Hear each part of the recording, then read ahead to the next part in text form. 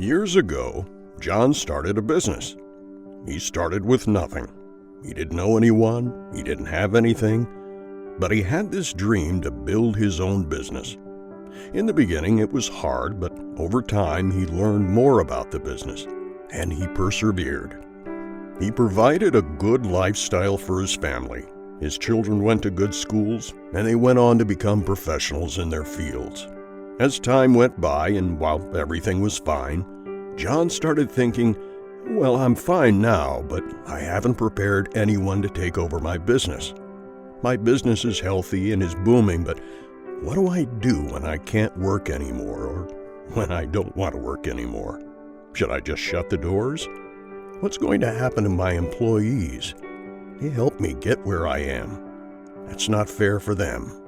And why wouldn't I pass it down to capable hands so they can take off from where I stopped, and I'll have the opportunity to see it growing and maybe fulfill its full potential? Should I talk to my competitors? That doesn't leave a good taste in my mouth.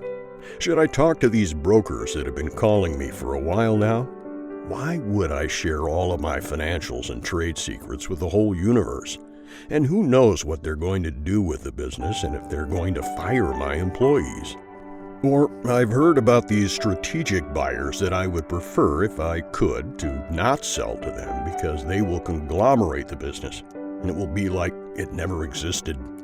I know that for companies that list for sale with intermediaries, 95% don't sell in the first year, and 90% ultimately never sell. After a year or more of hell and discussions and exposing all my trade secrets and personal financial information to competitors and the entire marketplace. I wish I could find a good candidate to take the weight of the business off my shoulders. How about the other guys, the private equity guys? I've heard that they just fix it up really quickly, and they consider that the owner doesn't know what he's doing and that they know better. They do some quick fixes and some financial engineering, and they exit as soon as the market allows it. I wish that there were someone that could take my business the way it is, keep my employees and grow it and let it run independently the way it runs now, so I can get a legacy, I get my payout, and I will have the time to spend with my family, and I'll have the time to record my legacy, my story, who I am and what are my values, so I can pass them down to the next generation. John learned about Founders Trust. He visited the website, he clicked schedule a phone call, and he had a quick introductory call with the founder. He felt that they spoke the same language, and that he wanted to go ahead and start discussions about the sale of his company.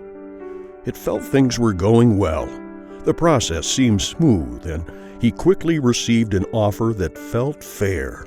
The terms for the employees looked very fair for them too. So he decided to go ahead, get the deal done.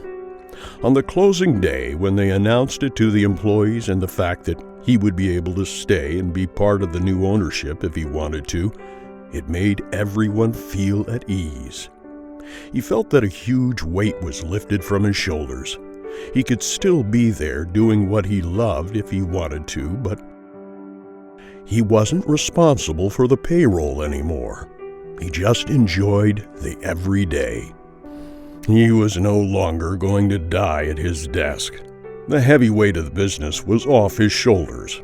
He finally had time to spend with his children and grandchildren. He felt that it was the right choice for him, and he had succeeded one more time.